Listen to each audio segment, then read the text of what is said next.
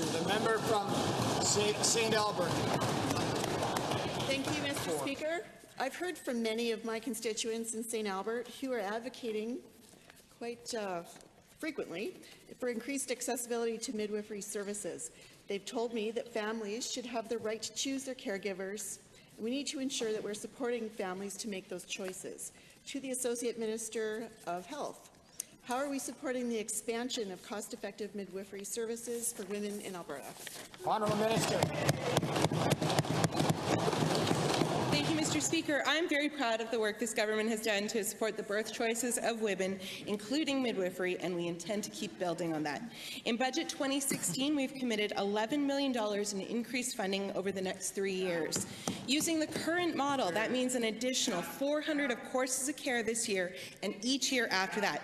By 2019, that means almost 4,000 midwife-attended births in our province.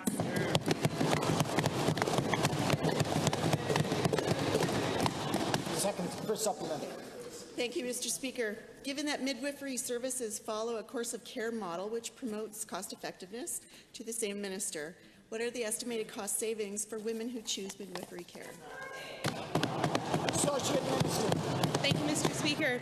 As the member has indicated, midwives are funded per course of care, which incorporates prenatal care through birth in a hospital, birth centre, or at home, all the way to 6 weeks post-birth. It's difficult to compare the cost for a birth with a midwife versus birth with an obstetrician, as risk, delivery, and location all impact costs. Certainly, for low-risk deliveries in comparable settings, the savings can be significant. However, we see the greatest impact in the well-being of moms and their babies.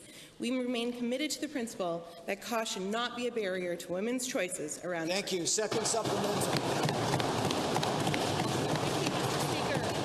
The feedback I've received about Budget 2016 from my constituents and the Alberta Association of Midwives has been very positive.